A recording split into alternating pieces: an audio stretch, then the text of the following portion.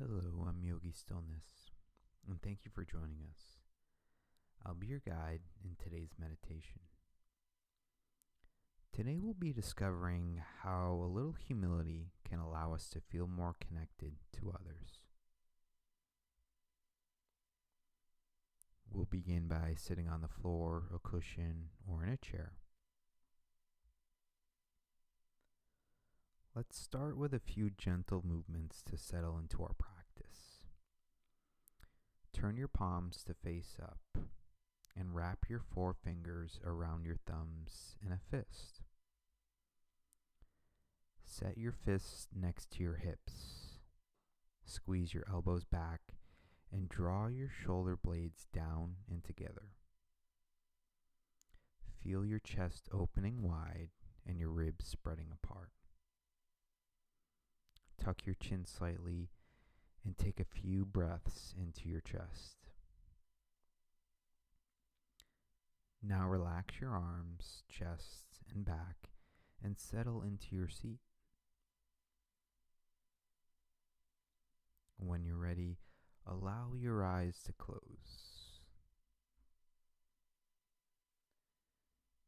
And start to locate the sensation of your breath. With this in mind, let's take 3 big breaths together now. Begin with a great big inhale and hold it in, and a long, full exhale. An even deeper breath in and pause holding it, and a full exhale. One last full inhale to hold, and a complete exhale, releasing everything.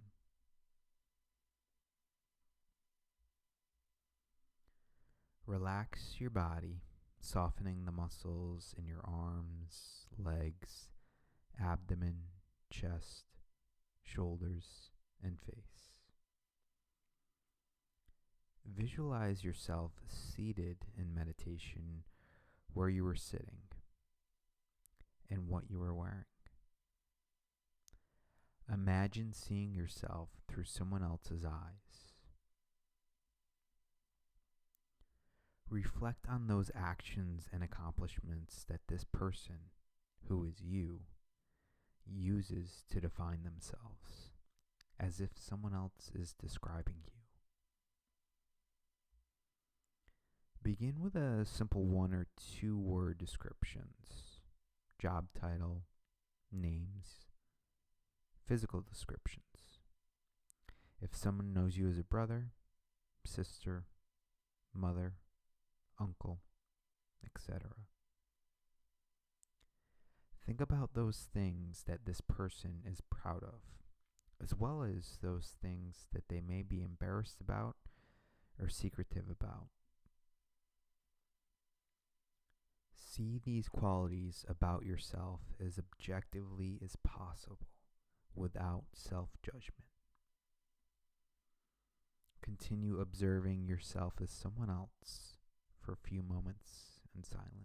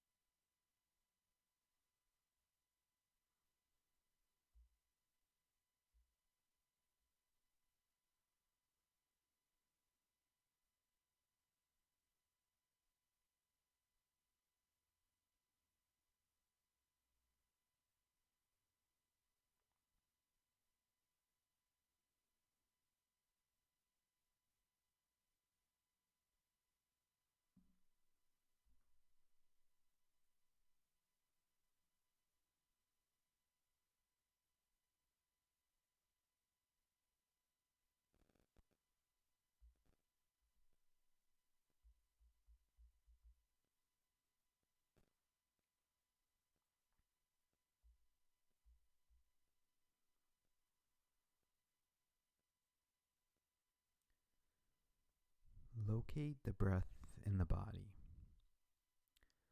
Feel the body and breath as external layers around a sense of self.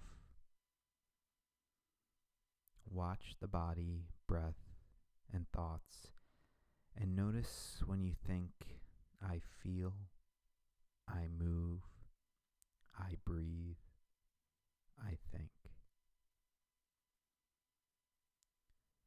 Watch how everything you experience is going through a filter of ego, looking to connect everything to you and your identity. Imagine how you may observe external objects as desirable or not, thinking, I want that. Flattering or not, that would look good on me. Or even as scary or not, as that doesn't look safe. Notice how your thoughts and feelings connect back to your sense of self for a couple minutes in silence.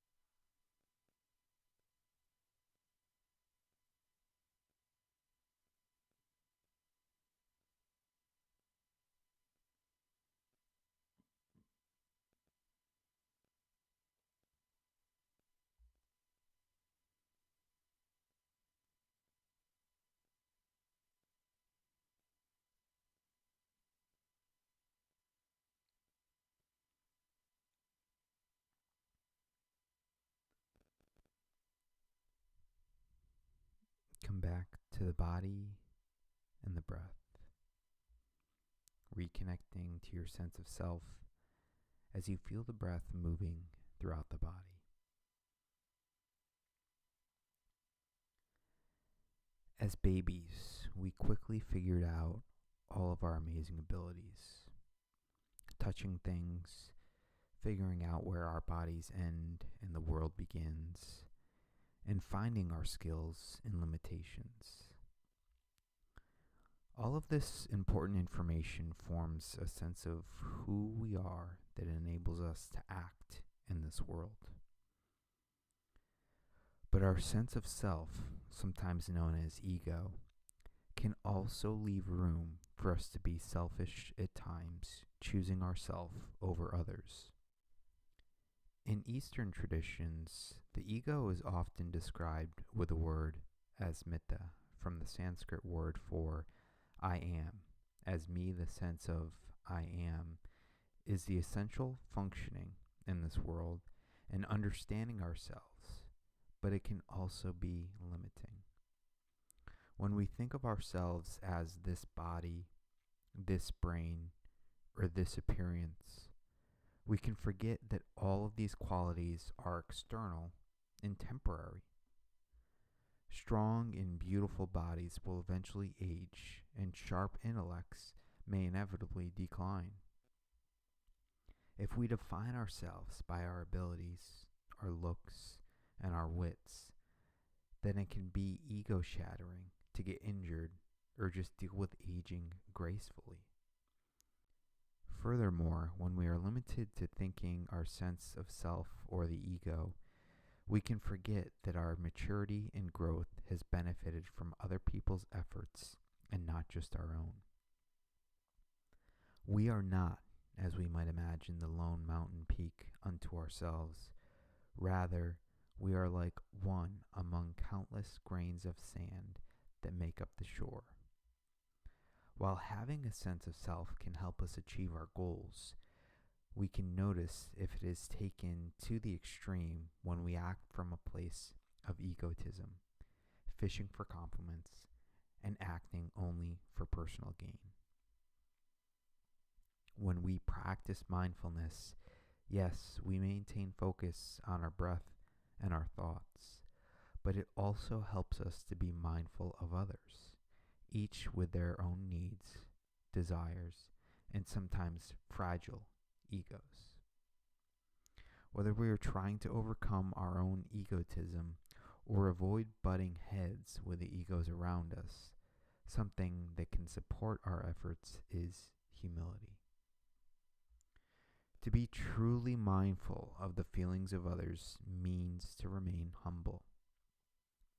If we can recognize ourselves as part of a larger whole, acting selfishly becomes difficult and even unnatural.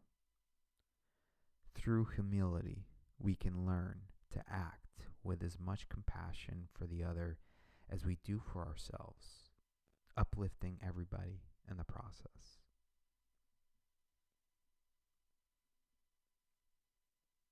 Breathe deeply into your body. Take one last clearing breath in to hold and let it out. Then allow your eyes to open. Thank you for showing up for a mindfulness practice today. We are so grateful for this opportunity to support you in self-care and look forward to meeting here again tomorrow.